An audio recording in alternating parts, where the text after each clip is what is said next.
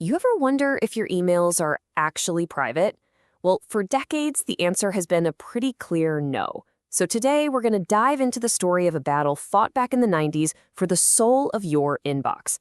A battle that explains why our digital mail has been so insecure for so long. And this quote from the documentation for a program called Pretty Good Privacy, or PGP, man, it just nails the problem. See, email wasn't designed to be secret. It was designed to be sent. And in its original form, it was pretty much the digital version of a postcard. And look, this isn't just some cute analogy. I mean, really think about it. Anybody who handles a postcard, the mail carrier, your roommate, whoever, can read what's on it. The exact same thing was true for early email. Anyone with access to the network servers that your email bounced through could, potentially, just read your messages. There was literally no envelope. So naturally, as the internet started to explode, the need for a digital envelope became super urgent. And in the 1990s, two major technologies stepped up, each promising to finally secure our private conversations. And this set the stage for a pretty dramatic showdown. So in one corner, you've got PGP. In the other, SMIME. Both were brilliant, but they came from completely different worlds and had very, very different ideas about how to fix the exact same problem. All right, so first up, there's PGP. It was built by a guy named Phil Zimmerman as a tool for activists, a grassroots anti-establishment technology meant to protect people from government spying. And its rival, SMIME, yeah, it was the complete opposite. Developed by a huge security corporation, it was designed from the ground up to fit right into the corporate world. Okay, so here's the thing. For all their differences, both of these systems were built on the same incredible technology, asymmetric cryptography. And it's actually a beautifully simple idea when you break it down. Everybody gets two keys. You share your public key with the whole world, and anyone can use that key to lock a message. But the only thing that can unlock that message is your private key, which you keep totally secret. So they're both using the same powerful math, right? But their paths split, like dramatically, over one single fundamental question. And it all came down to this one big question: trust. Think about it. If I send you my public key, how do you actually know it's for me? How can you be 100% sure that an imposter hasn't just slipped you a fake key, letting them read everything you send me? Yeah, to put it simply, who gets to vouch for you online? Who verifies that you are who you say you are? And PGP and S/MIME had completely opposite answers.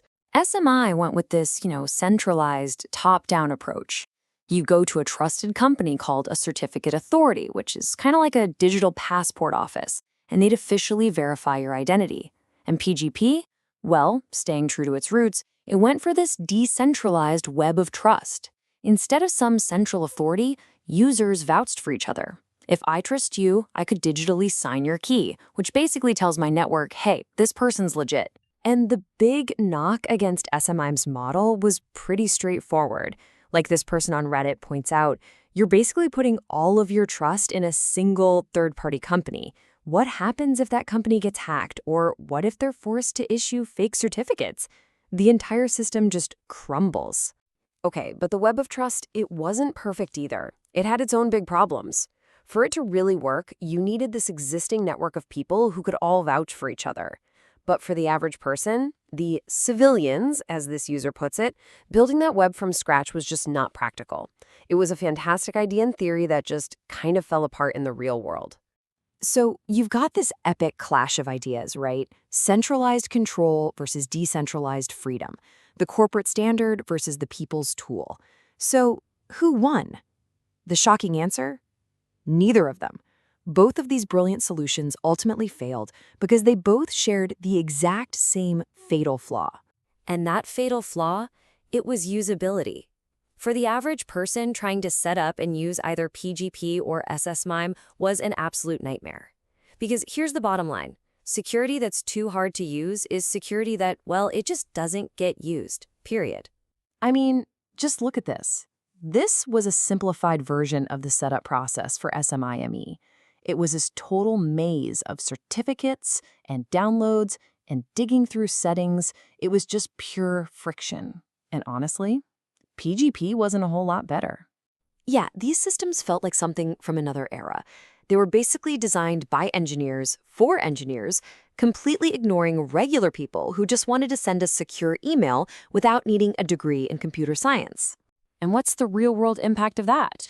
Well, even today, Gartner found that only about 40% of organizations have actually adopted this kind of advanced email security. And the number one reason they give? It's just too much of a pain to manage. But wait, it gets worse. The problem was even deeper than that. It wasn't just that they were hard to use. All that complexity, the plugins, the settings, the key management, it actually created brand new cracks for attackers to slip through. And that brings us to the final act of this story. This is where the beautiful, elegant theory of cryptography just smacks right into the messy reality of how we actually use our computers. Fast forward to 2018. Researchers drop a bombshell called eFail. Now, the attack didn't break the super strong encryption at all. No, instead, it went after the email programs themselves. An attacker could sneak malicious code into an encrypted message, tricking the recipient's email client into decrypting the secret message and then just sending the plain text right back to the attacker. The system's complexity had become its greatest weakness. And look, eFail was really just the tip of the iceberg. These systems still left subject lines unencrypted so spies could see who you were talking to and about what. They didn't fix the problem of sending large files. They were totally incompatible with each other, so you had to pick a side. And worst of all, if your private key was ever stolen, an attacker could potentially decrypt every single email you had ever received. So after all that, what's the big lesson here? This whole battle between PGP and S/MIME taught us one of the most important lessons in all of technology. Security that people can't use or just won't use isn't really security at all. It's just a nice idea. You know, Edward Snowden, who famously used PGP himself to talk to journalists, he really put it best. Encryption shouldn't be some kind of mysterious, complicated black art. It needs to be a basic, built-in protection that just works for everyone. No hassle. And that kind of leaves us with one last question to think about. We live in a world of incredibly easy, end-to-end encrypted messaging apps now. So the lessons of PGP and S/MIME, they've definitely been learned. But it really makes you wonder, right? What other little security trade-offs are you still making every single day, all for the sake of convenience?